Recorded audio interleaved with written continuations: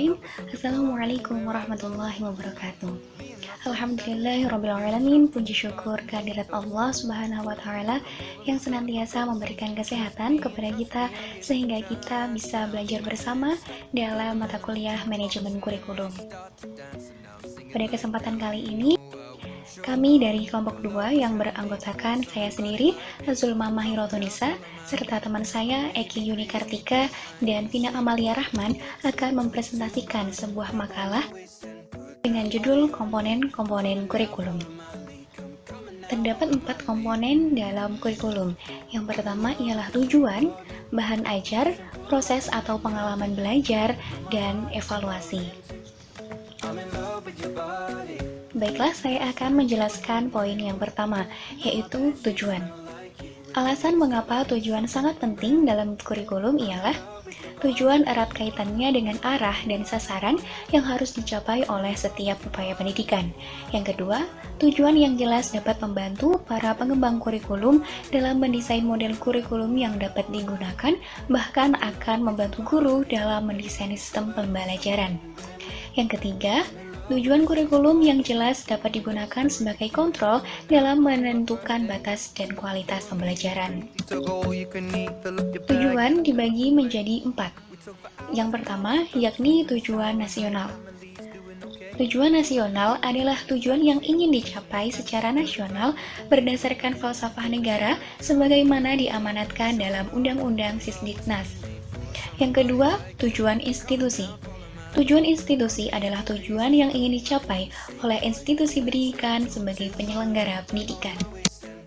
Yang ketiga yaitu tujuan kurikuler. Tujuan kurikuler adalah tujuan yang hendak dicapai oleh setiap program studi. Karena dapat kita ketahui, setiap mata pelajaran tentunya memiliki tujuan tersendiri dan karakteristik yang berbeda-beda. Dan yang keempat, yaitu tujuan yang lebih khusus, yaitu tujuan pendidikan yang lebih operasional. Pada tingkat ini, tujuan pendidikan dirumuskan lebih spesifik dan lebih menggambarkan perubahan perilaku spesifik apa yang akan dicapai peserta didik melalui proses pembelajaran. Perubahan ini dapat berupa perubahan kognitif, afektif, maupun psikomotorik. Selanjutnya yaitu bahan ajar.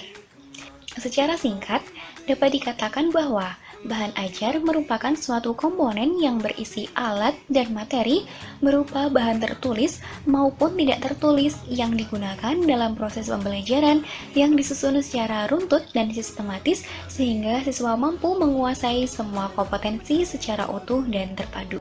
Terdapat beberapa kriteria dalam pemilihan bahan ajar, yaitu yang pertama, sesuai dengan tujuan pembelajaran. Yang kedua, menjabarkan tujuan pembelajaran. Yang ketiga, relevan dengan kebutuhan peserta didik. Yang keempat, relevan dengan kebutuhan masyarakat. Yang kelima, mempertimbangkan norma yang berlaku. Yang keenam, tersusun dalam ruang lingkup yang urut dan sistematis serta logis. Yang ketujuh, bersumber dari sumber yang baku, keahlian guru, masyarakat, dan fenomena alam. Assalamualaikum warahmatullahi wabarakatuh. Saya Vina Amalia Rahman. Saya di sini akan melanjutkan presentasi dari kelompok saya. Merupakan proses mencari pengalaman yang membutuhkan proses yang kompleks. Belajar terjadi pada diri setiap orang sepanjang hidupnya, sehingga proses belajar disadari ataupun tidak disadari. Kejadian yang dialami oleh seseorang, individu membuat orang tersebut memiliki pengalaman-pengalaman yang akan diceritakan nantinya pada orang lain. Belajar dari pengalaman atau experience is the best teacher merupakan suatu yang memberikan efek tersendiri pada orang tersebut yang nantinya akan menularkan pengalaman-pengalaman belajar dari virus-virus kebaikan. Semua yang diketahui dijadikan sebagai senjata untuk menjalankan kehidupannya sehari-hari. Belajar ibarat perang. Jika kamu tidak belajar, maka kamu tidak akan tertinggal atau kalah. Karena kemalasan atau menjadi raja dari kehidupanmu. Hal ini harus dihindari karena untuk mencapai suatu kebahagiaan kita membutuhkan proses, di mana proses belajar yang tidak akan pernah berhenti. Belajar adalah proses, berproses menjadi baik. Belajar dari filosofi hujan. Hujan akan berhenti, namun prosesnya tidak akan pernah berhenti. selesai dalam beberapa waktu ketika kita mempelajari ilmu tertentu. Namun, proses belajar akan terjadi sepanjang masa, karena proses belajar akan terus berlanjut tidak pada aspek tertentu, melainkan semua aspek kehidupan selama alat indera, ataupun perasakan apapun yang ada di sekitar. Proses belajar yang baik membutuhkan kesadaran yang tinggi dari orang-orang yang ada di sekitarnya. Belajar tidak hanya terjadi di ruang-ruang kelas, tetapi juga dimanapun seseorang bisa berpikir dan melakukan interaksi. Dalam suatu filosofi yang dinyatakan oleh René Descartes, yaitu cogito ergo sum, saya berpikir maka saya ada. Seseorang tentang suatu kejadian yang dialami baik di situasi baru tahu, baru lihat, baru dengar, baru merasakan, maupun baru saja terjadi, merupakan bentuk pengalaman atau proses belajar yang dialami oleh seseorang. Sehingga seseorang yang belajar mendapatkan pengetahuan baru dan mengalami perubahan dalam proses kehidupan, minimal tingkah laku yang dimilikinya. Selain itu, terdapat kriteria pembelajaran, yaitu yang pertama, ada pembelajaran melibatkan perubahan. Yang kedua, terdapat pembelajaran bertahan seiring waktu. Yang ketiga, ada pembelajaran terjadi melalui pengalaman. Konsep belajar tersebut memberikan indikasi bahwa pembelajaran merupakan pengalaman, karena konsep belajar adalah atas kita jadi tahu bahwa proses belajar tidak akan pernah berhenti. Mengapa? Karena semua orang yang sadar dan memiliki pemikiran berusaha mengeluarkan pengalaman terbaiknya untuk dijadikan pelajaran bagi seorang di sekitarnya. Minimal untuk anak, keluarga, dan yang ada di sekitar kita. Artinya bahwa proses belajar membutuhkan interaksi dan selalu ada pengetahuan yang baru. Peristiwa yang dialami seseorang tentang suatu kejadian yang dialami baik dalam situasi baru tahu, baru lihat, atau baru mendengar. Konsep belajar adalah suatu proses di mana seorang siswa mengorganisir pengalamannya meringkas dari sejumlah pengalaman. Contoh yang dimiliki kesamaan dari menggunakan dengan satu nama konsep untuk semua orang yang terkait berdasarkan hal tersebut. Belajar adalah proses mengorganisir pengalaman-pengalaman dari waktu ke waktu untuk mencapai proses kematangan kognitif, afektif, dan psikomotor. Baik, saya Eki Yuni Kartika, NIM 19 akan mempresentasikan poin terakhir, yaitu pengertian dan proses evaluasi. Yang pertama, pengertian evaluasi kurikulum. Penilaian atau evaluasi memiliki pengertian sebagai pemberian nilai, valuing atau pertimbangan. Dalam pemberian nilai atau pertimbangan diperlukan data untuk mengambil keputusan. Kurikulum adalah seperangkat rencana dan pengaturan mengenai tujuan, isi, dan bahan pelajaran, serta cara yang digunakan sebagai pedoman penyelenggaraan kegiatan pembelajaran untuk mencapai tujuan tertentu. Kurikulum merupakan sebuah bentuk perencanaan yang masih bersifat teoritis dan abstrak. Melalui evaluasi atau penilaian, kurikulum akan memperoleh gambaran mengenai kemungkinan keberhasilan kurikulum. Evaluasi atau penilaian kurikulum adalah proses pengumpulan data mengenai perangkat rencana pendidikan untuk mencapai tujuan dalam rangka mengambil keputusan apakah rencana pendidikan tersebut dapat dipakai seterusnya atau tidak. Dapat dikatakan sebagai proses atau prosedur pembuatan dengan pertimbangan berdasarkan perangkat kriteria tertentu dan dapat dipertanggungjawabkan untuk keputusan mengenai suatu kurikulum. Pembelajaran merupakan suatu sistem, artinya pembelajaran terdiri atas unsur, yaitu masukan, proses, keluaran, atau evaluasi. Dengan demikian, maka evaluasi juga terdiri dari evaluasi masukan, evaluasi proses, dan evaluasi keluaran atau hasil pembelajaran. Evaluasi adalah proses pengumpulan informasi untuk membantu mengambil keputusan, dan di dalamnya terdapat perbedaan mengenai siapa yang dimaksudkan dengan mengambil keputusan. Evaluasi kurikulum dikatakan sebagai suatu usaha sistematis dalam mengumpulkan informasi terkait suatu kurikulum untuk digunakan menjadi pertimbangan terkait nilai dan arti kurikulum dalam sebuah konteks. Yang kedua, proses kurikulum. Ada beberapa pendapat terkait dengan proses atau langkah-langkah evaluasi kurikulum. Namun pada umumnya mencakup merancang, melakukan persiapan, mengumpulkan informasi, menganalisis, membuat simpulan, dan membuat rekomendasi serta memanfaatkan hasil evaluasi.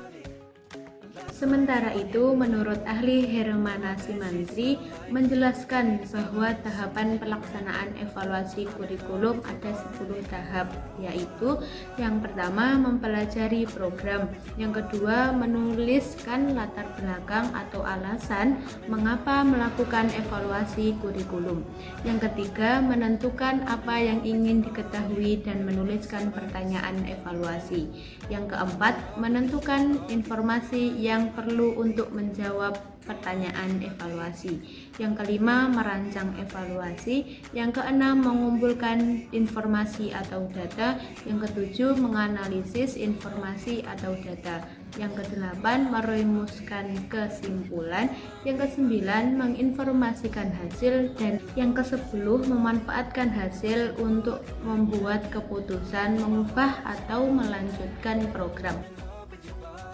Fungsi evaluasi kurikulum. Evaluasi kurikulum memegang peranan yang sangat penting, baik dalam penentuan kebijakan pendidikan pada umumnya maupun pada pengambilan keputusan data kurikulum. Dan hasil-hasil dari evaluasi kurikulum tersebut dapat digunakan oleh pemegang kebijaksanaan pendidikan dan para pengemban kurikulum dalam memilih dan menetapkan kebijaksanaan pengembangan sistem pendidikan dan pengembangan model kurikulum yang akan digunakan selanjutnya. Fungsi evaluasi menurut Zainal Arifin dapat dilihat dari kebutuhan peserta didik dan guru, yaitu secara psikologis tentunya peserta didik membutuhkan untuk mengetahui hingga mana kegiatan yang telah dilakukan sesuai dengan tujuan yang hendak dicapai. Yang kedua, secara sosiologis. Evaluasi berfungsi untuk mengetahui apakah peserta didik sudah cukup mampu untuk terjun ke masyarakat. Mampu di sini maksudnya peserta didik dapat berkomunikasi dan beradaptasi dengan lingkungannya dengan segala karakteristiknya. Yang selanjutnya, secara didaktis metodis. Evaluasi berfungsi untuk membantu guru dalam menempatkan peserta didik pada kelompok tertentu sesuai dengan kemampuan dan kecakapan masing-masing serta membantu guru dalam usaha memperbaiki kurikulum. Evaluasi berfungsi mengetahui taraf kesiapan peserta didik dalam menempuh program pendidikannya. Jika peserta didik sudah siap, baik fisik maupun non-fisik, maka program pendidikan dapat dilaksanakan dengan sebaiknya. Evaluasi berfungsi membantu guru dalam memberikan bimbingan dan seleksi, baik dalam rangka menentukan jenis pendidikan, jurusan maupun kenaikan kelas. Dengan evaluasi, guru dapat mengetahui potensi peserta didik sehingga dapat diberikan bimbingan sesuai dengan tujuan yang diharapkan. Yang terakhir, secara administrasi, evaluasi berfungsi untuk memberikan laporan tentang kemajuan peserta didik kepada orang tua, pejabat yang berwenang, kepala sekolah, guru, dan peserta didik itu sendiri. Dalam hal ini, evaluasi dapat memberikan gambaran secara umum tentang semua hasil usaha yang dilakukan oleh institusi pendidikan. Yang keempat, tujuan evaluasi kurikulum. Evaluasi kurikulum dimaksudkan untuk memeriksa tingkat ketercapaian tujuan pendidikan yang ingin diwujudkan melalui kurikulum yang bersangkutan. Evaluasi dalam pengembangan kurikulum dimaksudkan untuk keperluan perbaikan program. Evaluasi bersifat konstruktif karena informasi hasil evaluasi dijadikan input bagi perbaikan pengembangan program kurikulum. Jadi, evaluasi dipandang sebagai tolak ukur hasil pengembangan sistem. Evaluasi diperlukan untuk pertanggungjawaban kepada berbagai pihak. Selama dan terutama pada fase pengembangan kurikulum, diperlukan pertanggungjawaban berupa kelemahan dan kekuatan kurikulum serta upaya untuk mengatasinya. Terima kasih.